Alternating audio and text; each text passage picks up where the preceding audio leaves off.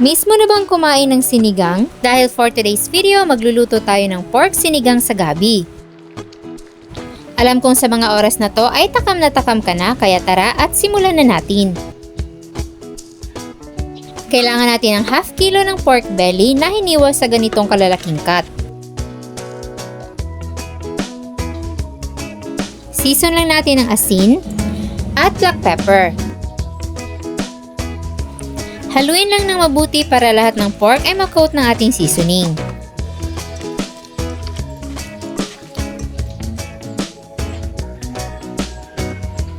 Pagkatapos niyan ay magpapainit tayo ng konting mantika sa kawali.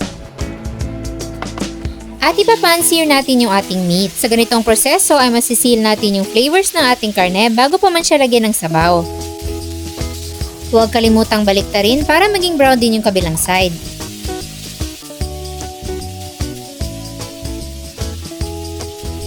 After mapan-sear, hanguin lang muna at iset aside.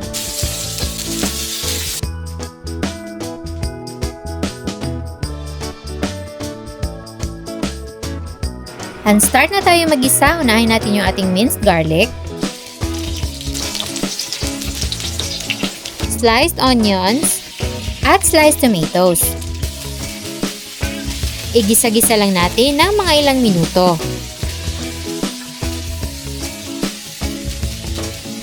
Then, pwede nang i-add ang seared pork. Igisa lang natin ulit kasama yung mga aromatics.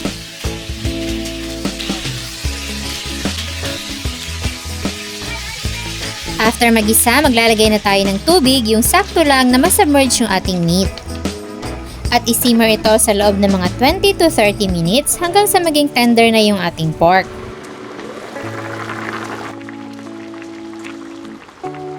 Kapag ganito nakalambot yung karne, pwede na tayong maglagay ng gabi. Isabay na din natin yung ating radish at ang talong. Isimmer lang natin ulit hanggang sa maluto naman yung gulay.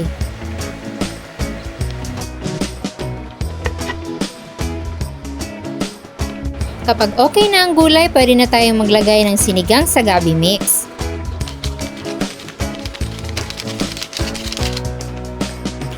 Hindi na ako naglagay ng kahit ano pang seasoning dahil malasa na yung ating karne pati na yung sinigang powder. At this point, pwede nang ihalo ang spring onions at ang dahon ng kangkong.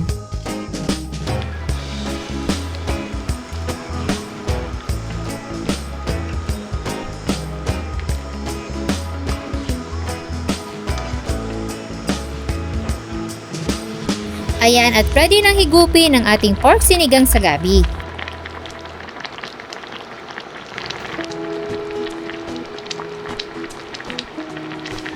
Maghanda na ng patis na may sili at maraming kanin.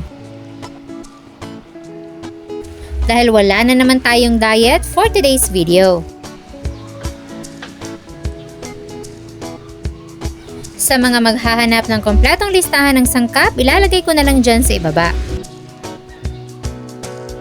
Sana'y nagustuhan nyo ang ating sabaw recipe for today. Enjoy! Kuan ba?